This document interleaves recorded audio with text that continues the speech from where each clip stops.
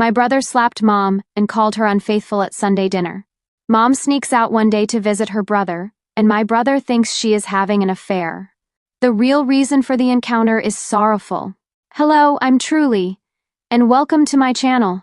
Thank you for listening, and I am curious. Where and what time are you hearing this story?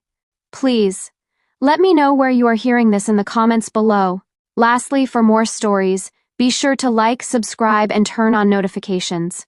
The air around our dinner table was usually thick with Dad's quiet sighs and the clatter of forks on ceramic, a mundane symphony I'd grown up with. But tonight, it was something else entirely. It hummed with a low, dangerous frequency, like a live wire hidden beneath the worn linoleum. The spaghetti in the middle of the table, usually a comforting mound, looked like a bright, messy battlefield no one dared to approach. My name is Mary, and I'm caught in the echo chamber of my family's imploding silence.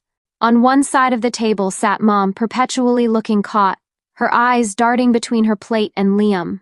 Across from her, my brother Liam sat stiffly, every line of his body radiating accusation.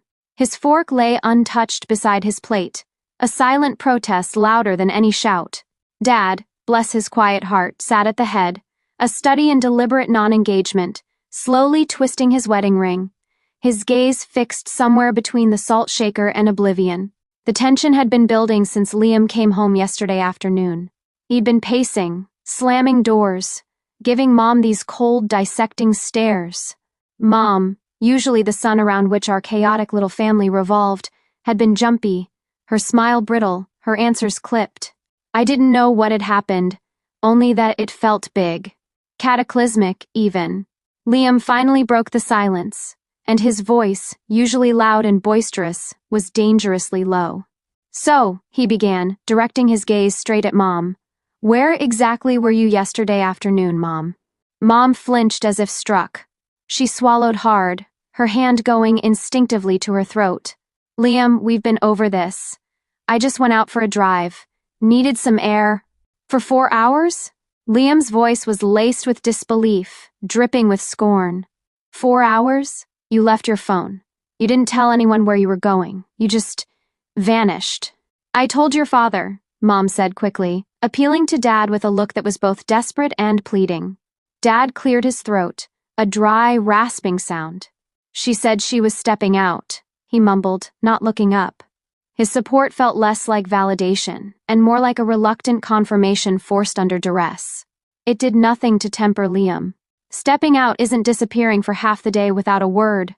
Liam pushed back from the table slightly, leaning forward, his intensity amplifying. And I saw the car. Mom froze. Her eyes widened, a flicker of fear passing through them before she masked it. What car, Liam? The dark sedan, he said, his voice gaining volume, edged with triumph. Parked 2 streets away from the old post office. I was driving back from practice. Saw our car parked there. And then a little while later, I saw you getting out of that sedan. Not on our street, not even close. You were dropped off, weren't you? My fork clattered against my plate. I hadn't heard this part. Dropped off? In a dark sedan? Away from home? My stomach twisted. Mom's face was pale, her lips pressed into a tight line. The fork clattered to the table as silence descended, thick and suffocating. My brother, Liam, stood rigid, his chest heaving. His face, usually open and jovial, was contorted with a rage I'd never seen before. Mom, her hand pressed to her cheek, stared at him, her eyes wide with disbelief and something that looked suspiciously like fear. He'd just slapped her, and called her unfaithful. The words hung in the air, venomous and incomprehensible. My father, a quiet man who usually preferred to observe rather than participate, looked like he'd been punched in the gut. He opened his mouth, then closed it again, seemingly unable to find the words to break the spell. I found my voice first. Liam, what the hell was that? My chair scraped against the floor as I stood, adrenaline coursing through me. He didn't look at me. His gaze remained fixed on Mom, a burning intensity in his eyes. You know what I'm talking about? Mom shook her head, her voice a choked whisper. Liam, please. You're being ridiculous. Ridiculous? After all this time, you think this is ridiculous? He spat the words out, each syllable laced with bitter accusation. The mention of David brought a sharp intake of breath from Dad. He finally found his voice, though it was strained and unsteady. Liam, that's enough. This is not the time or place. No, Dad, it is the time. Liam roared, finally turning his attention to him. Don't try to shut me down. She needs to explain herself. We all deserve an explanation. The air crackled with unspoken tensions, years of carefully constructed facades crumbling under the weight of Liam's accusation. Liam, I said, trying to reason with him. You're jumping to conclusions. He laughed, a harsh, humorless sound. A friend? Is that what you think? I saw them, Mary. I saw them in his car. They were ... embracing. It's not what you think, she whispered, her voice trembling. Oh, isn't it? Liam scoffed, a bitter, ugly sound. Because it looks pretty damn clear to me, Mom. It looks like you're sneaking around. It looks like you're hiding something. And based on the amount of secrecy, the lies about where you were, and getting dropped off like you were trying not to be seen, it looks a lot like you're seeing someone. The accusation hung in the air like a poisonous gas. Cheating. The word wasn't spoken, but it was screaming from every pore of Liam's body, reflected in the shock on my face, and the heavy silence that enveloped Dad. Mom's composure shattered. Liam, how could you even think that? To your own mother. Pain etched lines around her eyes. That is a horrible, baseless accusation. Is it baseless? Liam challenged, slamming his hand on the table, making the cutlery jump. Where's the base for your story then? The drive, the air, why the secrecy, why the lies? His voice rose to a near shout. Why wouldn't you just tell us you were going somewhere, who you were seeing, unless you couldn't tell us because it was someone you shouldn't be seeing?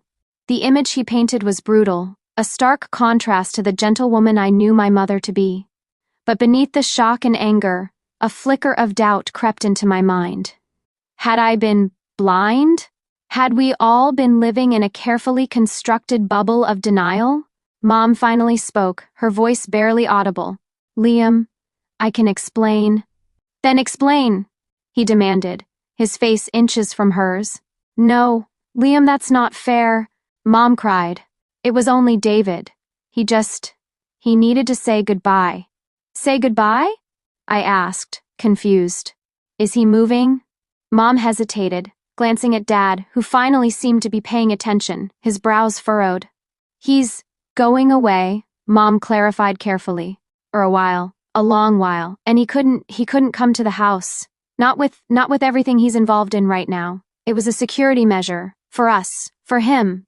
Liam stared at her, his expression wavering between disbelief and a flicker of uncertainty. He remembered David's cryptic job and the times he'd canceled visits last minute or shown up unannounced. But the secrecy still gnawed at him. Security measure? What is he, some kind of spy? He scoffed, trying to dismiss it, but the doubt was audible.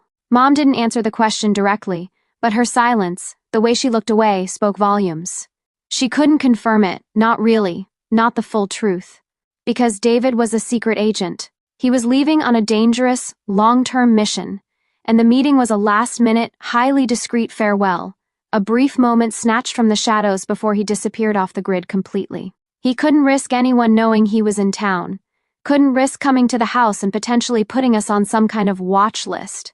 The dark sedan, the meeting away from home, it was all part of the protocol for someone whose job involved disappearing. Mom, caught between protecting her brother's life and reputation and protecting her own, had chosen the former, resulting in this agonizing confrontation. She had gone to say goodbye to her brother, maybe for the last time, a man living a hidden life. And that secret, intended to protect us, was now tearing us apart right here at the dinner table. He's my brother Liam, Mom said, her voice stronger now, though still thick with sadness. He's my blood. He was leaving and he needed to see me, to talk, to say goodbye. It was difficult for him. And it was difficult for me. She looked directly at Liam, her eyes full of a deep, maternal pain that even his anger couldn't entirely withstand. I went to see my brother. That's the truth. Liam was silent for a long moment, chewing on the information, weighing the sincerity in his mother's voice against the damning evidence of the secrecy. The narrative he'd constructed, neat and damning, was suddenly complicated by the introduction of David and the implied danger of his job. The hot-headed fury drained out of Liam, replaced by a stunned, complex mix of shock, guilt, and awe.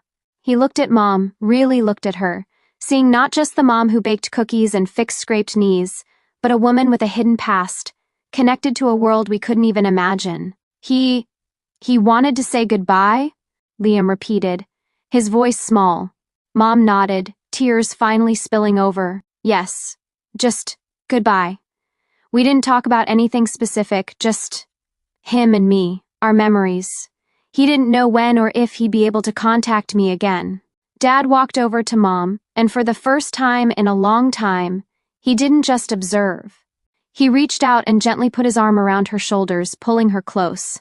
His quiet strength seemed to absorb some of her pain. Liam looked down at his feet, shame-faced.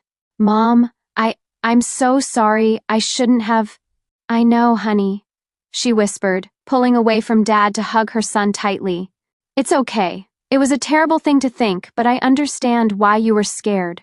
I hugged her too, feeling the weight of the secret she had carried for so long. Our mom, the glue, wasn't just keeping us together. She was also silently bearing the burden of a hidden life, a dangerous brother, and the ache of separation. Dad finally spoke again, his voice gaining a touch of frustrated firmness. Liam, your Uncle David's work. It's not like ours. It's sensitive. Your mother wouldn't lie about something like this. Not about David. His words weren't a full exoneration or a declaration of unwavering trust, but they were the strongest intervention he'd made all night. It was enough to break Liam's absolute certainty. He still looked suspicious, still looked hurt by the perceived deception, but the rigid conviction had fractured. He didn't apologize. Not then. He just pushed his chair back with a loud scrape that echoed in the room. Sensitive doesn't mean secret from your family, Mom, he muttered, picking up his phone from the side table. But fine. David. Whatever. He didn't look at any of us as he walked out of the dining room. The sound of his heavy footsteps on the stairs was another punctuation mark in the long, painful sentence of the night. Mom sat at the table, tears still silently falling, her dinner untouched.